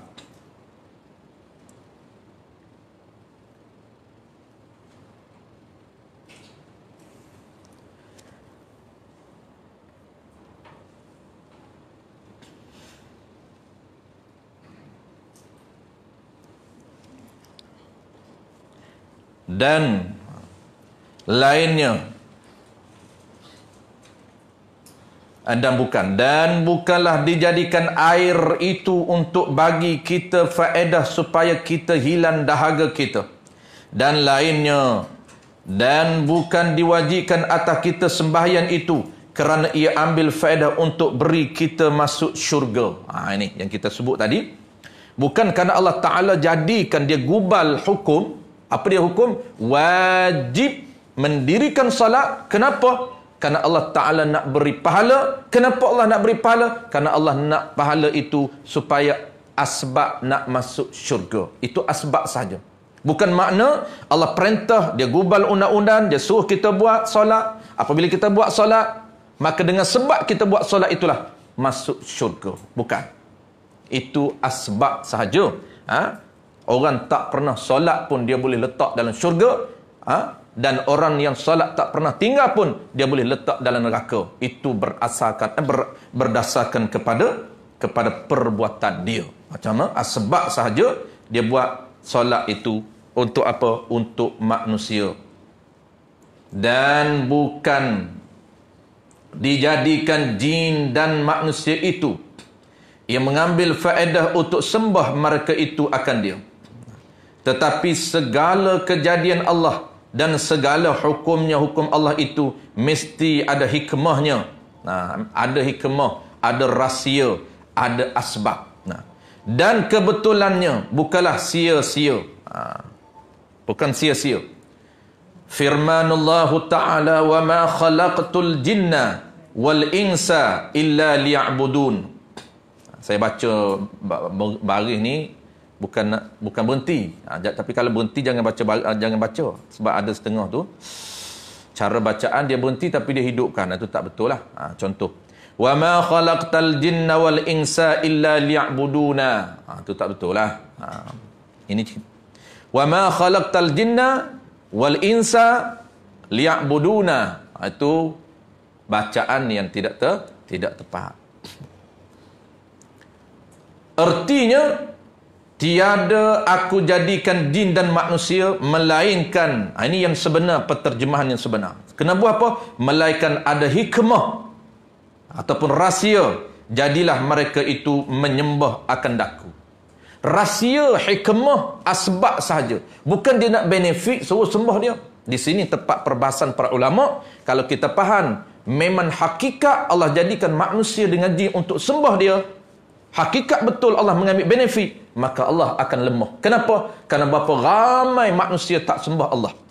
Berapa ramai jin, tuan-tuan, jin dan manusia. Kita pernah cerita kepada tuan-tuan, kehidupan alam jin lebih ramai mereka daripada kita. Manusia ni pun dah ramai, tuan-tuan. Kehidupan manusia ni, bilangan manusia ni sudah ramai, tetapi bilangan jin paling ramai daripada manusia. Dan ramai pula jin ini, tuan-tuan. Kalaulah majoriti jin yang ramai ini, yang belum mati lagi ni, jin zaman Nabi Nuh masih hidup pada hari ini. Jangan tanya jin nama Nabi Muhammad. Jin nama Nabi Sulaiman pun masih hidup. Beratus tahun dia boleh hidup. Apabila dia hidup dan dia beranak, dia melahir sama kita. Kena subuh-subuh lah. Dia sama je konsep. Mati dia lambat, tetapi dia apa panggil apa? Beranak. Apa panggil melahir? Beranak kampung saya. Itu. Dia berkembang. Membiak. Kita ni membiak. Kalau kita ni orang jenis membiak tapi mati cepat. 60 mati dah, 40 mati dah. Jin tidak. Jin dia bukan hidup 100 tahun, bukan hidup 200 tahun, tapi ribuan tahun. Allah tahan dia daripada itu. Maka kata ulama, dia lebih ramai. Dan apabila dia lebih ramai, majoriti dia tidak menyembah Allah Ta'ala berbanding manusia, maka lemah Allah. Kerana Allah buat jin dan manusia untuk mengambil benefit. Apa benefit dia? Untuk sembah. Tiba-tiba ada orang yang tidak sembah dia, maka lemah Allah Ta'ala. Maka caranya bukan begitu. Yang sebenar Allah buat jin dan manusia ini hikmah saja. Rahsia dia, asbab dia nak sembah dia, supaya menyembah dia. Maka kalau ada orang yang tidak menyembah Allah Ta'ala, adakah lemah Allah? Allah tak lemah. Kerana dia bukan buat manusia ini semata-mata untuk menyembah manusia. Menyembah Allah Ta'ala. Cuma rahsia dia sahaja. Maka dalam ilmu akidah, dipanggil ada hikmah, jadilah mereka itu menyembah akan daku. Maka lan pada liya'buduna itu dipanggil lam sayrurah, bukan lam ta'lil. Ini orang belajar nahu. Grammarnya, kalaulah kita faham lam tu liya'budu itu lam ta'lil, menyebabkan kita akan terjemah kerana.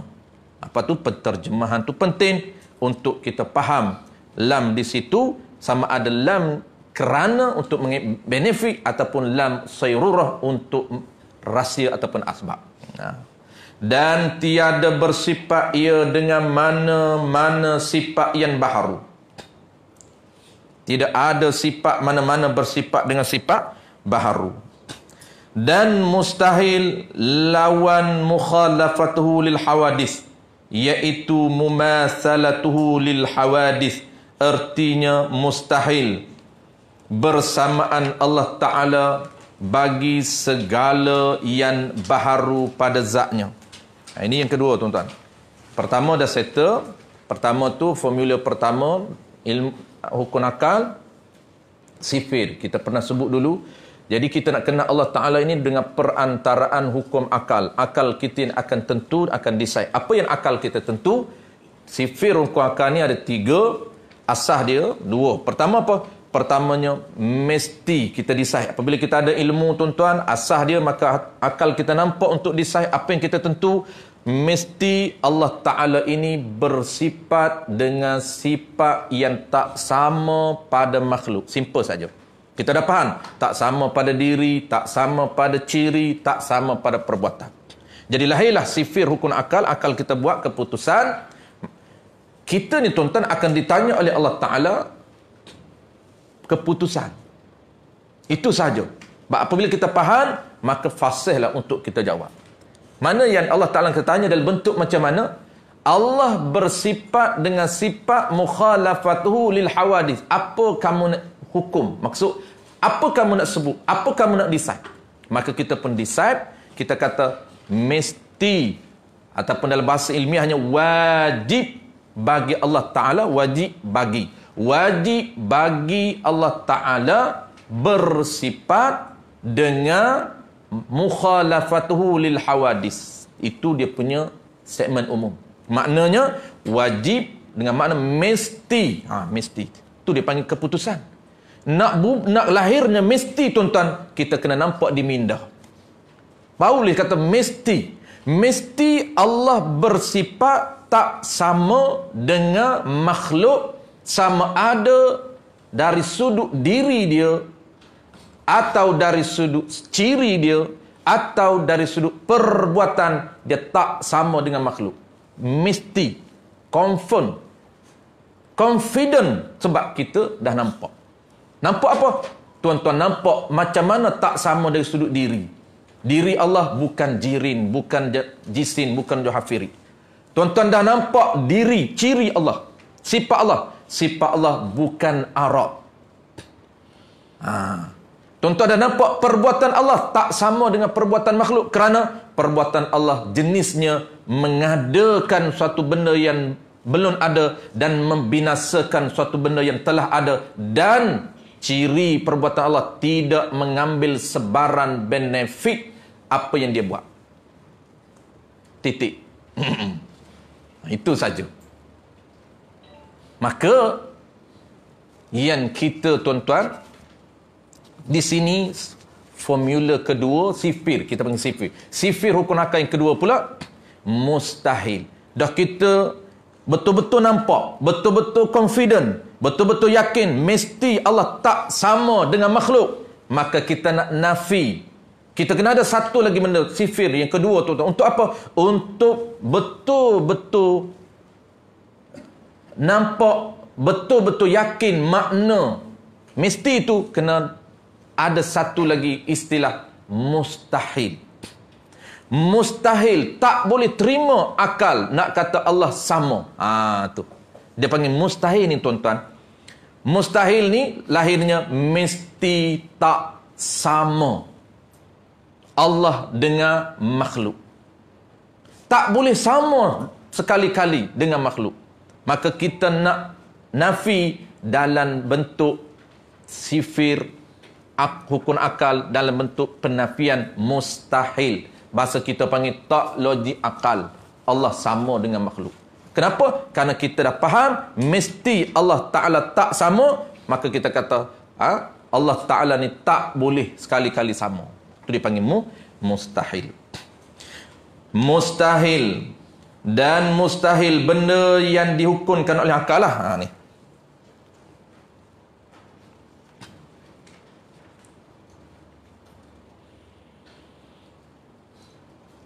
Dan mustahil, lawan mukhalafatuhu lil hawadith, iaitu mumasalatu lil hawadith. Artinya mustahil sama Allah Ta'ala itu bagi segala yang baharu pada zatnya dan pada segala sifatnya. Maknanya, makna mustahil bersamaan Allah ni bagi segala yang baharu ni apa dia?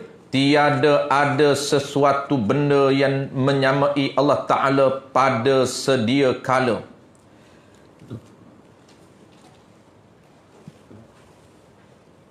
Mustahil sama Allah Ta'ala ni dengan sesuatu benda. Tak ada sesuatu benda. Sebutlah apa dia benda tu. Semua Allah Ta'ala tak sama. Tu dipanggil mustahil. Pada sedia kala, walaupun ketika tiada baharu, ketika makhluk belum ada, tu dipanggil sedia kala. Ketika makhluk belum ada, tuan-tuan, Allah Ta'ala tak sama dengan kita. Bukan tak sama sekarang waktu kita ada, tak. Waktu Allah Ta'ala belum cipta makhluk, zaman mungkin. Mungkin ni fasa Allah Ta'ala dah cipta alam, cipta baharu. Belum dia cipta baharu pun Allah Ta'ala tak sama. Dan selepas dia binasakan baharu pun Allah Ta'ala tak sama. Tu. Dan sentiasa, tu nisbah akan datang. Maka mustahil ia Allah Ta'ala jirim yang memenuhi 8 qadar zatnya. Yakni Mustahil Allah Ta'ala itu jirin yang memenuhi lapan. Mana memenuhi lapan ni? Bahasa dia tuan-tuan. Makna dia berhajat untuk kewujudannya. Tu berhajat kepada tempat untuk kewujudannya. Ataupun mengambil ruang untuk keberadaannya. Mustahil Allah tu jirin. Ni lahir istilah mustahil. Sebab dia mudah saja. Kita dah tahu Allah bukan jirin, maka switch saja ayat dia. Daripada Allah bukan jirin, tukar saja mustahil Allah jirin. Tak boleh kita nak kata Allah jirin. Itu mana mustahil. Kita dah faham Allah bukan jirin, maka nak guna ayat Allah ni tak akan sama dengan jirin, maka kita guna ayat mustahil ia jirin. Yang mengambil ruang qadar zatnya ini untuk kewujudan dirinya. Dan mustahil ia zat Allah Ta'ala jisim yang latif, yang lembut, yang halus, yang tiada memenuhi lapan seperti cahaya dan zulmah kegelapan, dan seperti malaikah jisim yang latif. Malaikat ni tuan-tuan, dia lagi halus cahaya daripada cahaya yang tuan-tuan nampak. Dia kejadian malaikat jadi halus, lagi halus. Sebab itu malaikat ni tuan-tuan, dia lebih halus daripada jin. Kita pernah cerita kat tuan-tuan kan, jin ni bukan jirim. Jirim ni tuan-tuan dia beza. Jirim fizikal kita ni dipanggil jirim. Allah jadikan jirim ini dia mengambil ruang qadar diri dia. Tuan-tuan letaklah di mana jirim, dia akan mengambil ruang qadar diri dia. Kalau saiz dia besar ni, dia akan mengambil ruang qadar ini saja. Itu jirim. Sebab itu jirim, dia konsep dia mengambil ruang, dia qadar dia tak boleh kalau tanpa ruang qadar dia, tak boleh. Sebab tu jadi pecah, jadi kemik, kerana dia akan masing-masing untuk mengambil ruang. Baik. Kalau jisim tuan-tuan yang halu, cahaya, termasuk jisim yang halu lah, cahaya. Kalau cahaya ni tuan-tuan, ada cahaya yang agak kasar seperti jin, dan ada cahaya yang lagi halus seperti malaikah, nur, malaikah. Jadi jin ni kejadian dia tuan-tuan, dia satu ruang, dia boleh berada banyak, ramai. Kalau kita guna ramai, kita dalam dewan ini hanya buat 60 orang saja. Tak boleh lebih daripada 60 saja. Apabila kita buat SOP penjarakan sosial, 60. Tak boleh 61, 62 tak boleh. Tetapi jin tuan-tuan, nak cerita, dia boleh bertindih-tindih. Tu cahaya. Ya. Dia boleh duduk rapat. Itu jin. Dan malaikat tuan-tuan lagi lembut, lagi lembut. Dia punya cahaya dia, dia punya kejadian dia lagi halus.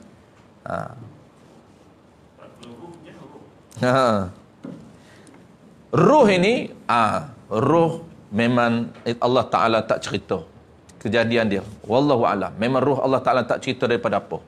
Cuma ada kata tu pandangan saja, tapi sebenar bukan. Ada pandangan kata nur, cahaya juga, itu bukan. Muktamadnya ruh Allah tak kita KIV. Kenapa? Kerana ruh Allah Ta'ala tak cerita proses Allah cerita macam mana dia cipta. Hal lain Allah cerita, jin Allah cerita, malaikat Allah cerita, tetapi ruh Allah Ta'ala tak cerita.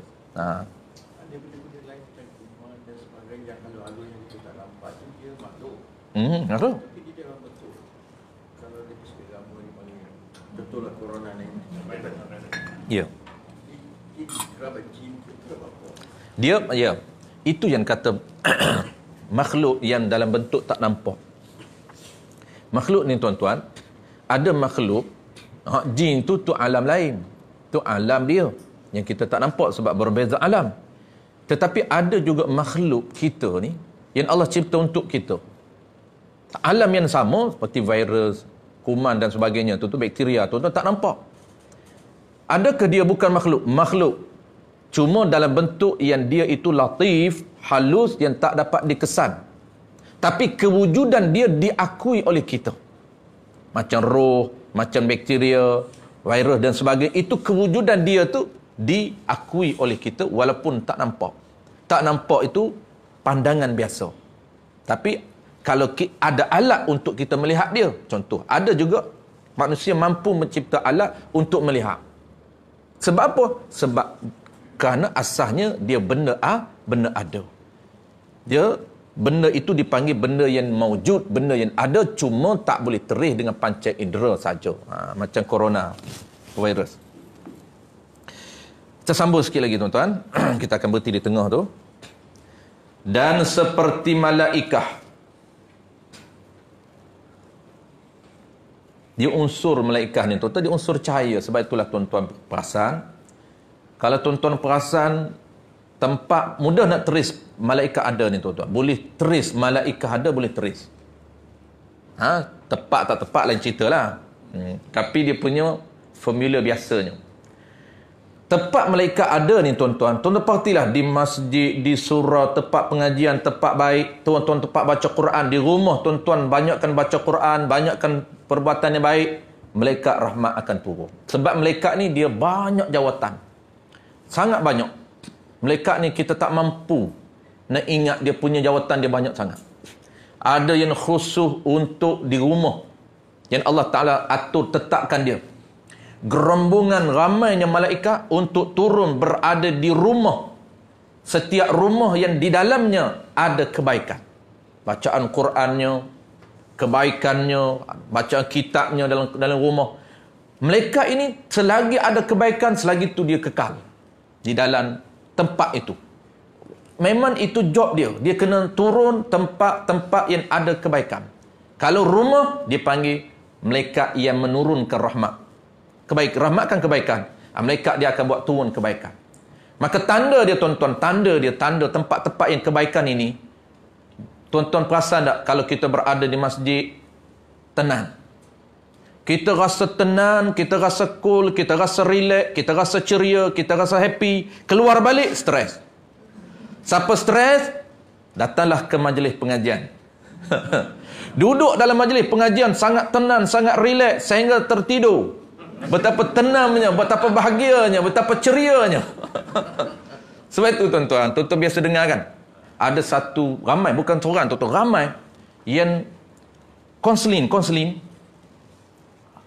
Sekarang ni tuan-tuan, penyakit kita ni, orang tak ada penyakit ni, kita rasa okey. Tapi sebenarnya tuan-tuan perasan di luar sana, satu penyakit sekarang ni, yang dah bahaya, depression, stres. Bukan lagi penyakit 3 serangkai. Depression ni tuan-tuan, ada bukan 2-3 orang tak, ramai yang mengadu kat kaunselor. Dia kata saya tak boleh tidur malam. Kenapa? Kenapa? Depression, stres sangat. Macam-macam lah, tak perlu ceritalah kenapa tu, kenapa isu tu. Tapi nak ceritanya, depression kemuncak. Apabila depression tuan-tuan, dia akan impak, dia akan membawa kepada kemurungan. Dan naik pemurungan. Kalau tak handle kemurungan, dia akan naik kepada mental. Naik mental. Jadi itu dia punya step-step dia. Jadi cara nak handle macam mana? Orang yang tak boleh tidur malam ni tuan-tuan, ajak dia ke kelas pengajian. Ada 2-3 kes saya dengar tuan-tuan, 2-3 kes daripada kaunselor. Dia kata seorang makcik ni, dia tak boleh tidur kerana depression. Dia hanya boleh tidur dalam kuliah saja. Dia boleh tidur dalam kuliah. Sebab tu orang penyakit macam ni tuan-tuan, ajaklah dia ke kelas pengajian. Suruh dia pergi surau, suruh dia datang kuliah pengajian. InsyaAllah dia boleh tidur lena dalam kelas pengajian. Sebab aura. Sebab apa? Sebab aura positif dalam kelas pengajian itu, di mana kita dapat cap positif yang boleh menenangkan jiwa kita, itu datangnya daripada para malaikah. Malaikah ni unsur dia tuan-tuan daripada cahaya, dan cahaya itu cahaya yang ada charge positif. Dan manusia ni tuan-tuan, fitrah manusia, Allah ciptakan kita ini, manusia ini, biologinya kita perlukan kepada charge positif. Sebab itu cacah positif ini tuan-tuan datang dari secara semula jadi. Sebab tu antara cacah positifnya dibekalkan oleh alam. Cahaya matahari dan alam tuan-tuan. Maksud alam ni apa? Tumbuh-tumbuhan, bukit, bukau, gunung, ganang. Sebab tu kenapa tuan-tuan pergi ke hutan, tuan-tuan rasa relax. Kenapa tuan-tuan? Kerana tuan-tuan sedang berinteraksi dengan tumbuh-tumbuhan. Tuan-tuan tak sedar, kita sedang berinteraksi. Secara biologi, badan kita perlu kepada interaksi dengan unsur yang sama. Apa unsur yang sama, tuan-tuan? Tuan-tuan datang daripada tanah, unsur tanah. Maka tuan-tuan mesti berinteraksi dengan unsur yang sama. Tuan-tuan mesti berinteraksi dengan tanah dan dengan pokok-pokok kayu yang berasal daripada tanah. Sebab tu, untuk sehat, tuan-tuan, kena hilangkan, kurangkan stres. Jadi nak hilangkan stres tu kena konsisten, tepat-tepat kebaikan. Di rumah pastikan ada cah-cah positif. Kena baca Quran banyak, baca kitab-kitab banyak. Kalau mula nak beletir je, buka kitab. Baik kita beletir kitab. Melekat turun. Jadi maki tak tahu hala tu. Maki tak tahu hala, melekat lagi. Tukar, switch saja. Daripada nak maki benda tak dapat pahala, kita maki pun dah dapat pahala. Aku dah cakap dah, Allah Ta'ala ni bersifat qiyamu ta'ala nafsi. Tak nak dengar. Dia nak marah kat anak dia. Marah kat laki dia. Jomlah, dah cakap banyak kali dah. Jom kita sama-sama belajar. Dapat pahala ni. Baik beletir macam tu. Melekat pun turun. Ini beletir macam-macam. Lah haji ni apalah, cakap 3 kali tak nak dengar. Lepas tu lupa. Orang cakap kunci letak dalam bilik, dia pergi cari di luar. Ini stres isteri pun. Asyik kunci pun tanya isteri, underwear pun tanya isteri, towel pun tanya isteri. Manja sangat. Dek, mana towel dek? Dek, underwear abang kat mana? Tu butan janganlah tu. Butan tu naik kuali lah. Tu jangan tanya. Tanya hal lain tak apa, dia kata. Underwear pun tak apa, tanyalah ban. Jangan tanya butan baju Melayu. Itu memang terbanglah kuali. Itu suami nak bermanja. Dia tahu tak underwear dia simpan kat mana. Dia tahu towel simpan kat mana. Dia tahu kunci letak kat mana. Dia buat-buat lupa. Nak kasih pahala. Jangan stres lah isteri ni. Dan isteri pula memang dia kena bercakap. Sebab dia apa dia dari segi motivasi, patah perkataan dia kan lebih banyak daripada orang lelaki. Dia kena bercakap seharian lebih banyak. Saya lupa dah angka motivasi kan, ada kan angka. Orang lelaki ni, dia satu hari Allah Ta'ala beri patah perkataan dia. Apabila cukup dia senyap, dia periang. Maki ke apa cakap dia diam je. Perempuan selagi tak habis vokal dalam diri dia dalam sehari, dia kena keluarkan. Jadi kita tak boleh, kita kena dengar lah. Kena jadi pendengar yang setia. Jadi kalau isteri tak membebel, stres laki pun. Dia bagi dia terapis. Isteri dia tu adalah terapi dia. Kalau isteri tak bercakap, bahaya. Dia kata sunyi hari ni. Bangkit-bangkit pagi, isteri diam. Bahaya. Kena bawa klinik dia tu.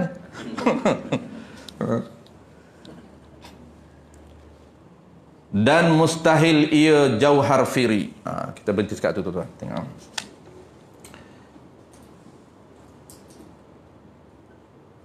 Tengok sekejap kat mana nak. Okay. Dan seperti malaikat, dan mustahil ia jauhar firi, artinya suatu benda yang sangat halus. Okey, kita habiskan sikit. Sebab dia jauhar firi ada kaitan dengan jirim. Mustahil ia jauhar firi, artinya suatu benda yang sangat halus, ini atom, yang tidak menerima bahagi. Dan mustahil ia arab, iaitu sifat yang berubah-ubah. Wallahu a'lam. Maka itu Arab tu dia nak cerita mustahil. Ciri Allah sama dengan ciri makhluk.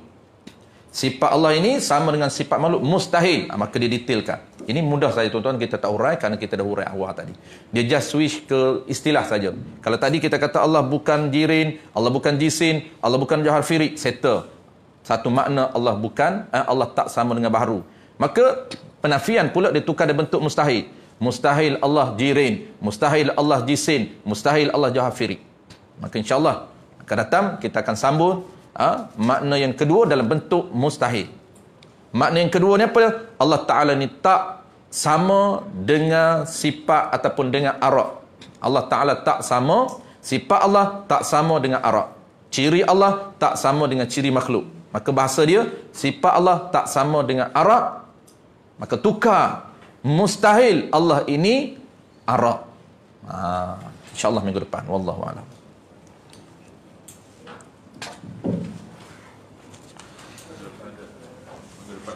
InsyaAllah minggu depan. InsyaAllah tuan-tuan, doktor akan update lah tuan-tuan punya jadual tu. Bismillahirrahmanirrahim. Alhamdulillahirabbil alamin wassalatu wassalamu ala asyrafil anbiya'i wal mursalin wa ala alihi wa ashabihi ajma'in. Allahumma faqihna fid din wa 'allimna ta'wil waj'alna minal ulama'il 'amilin waj'alna minal mukhlisin wa sallallahu ala sayyidina Muhammad wa ala alihi wa baraka wa sallam walhamdulillahi rabbil alamin. Taqabbalallah.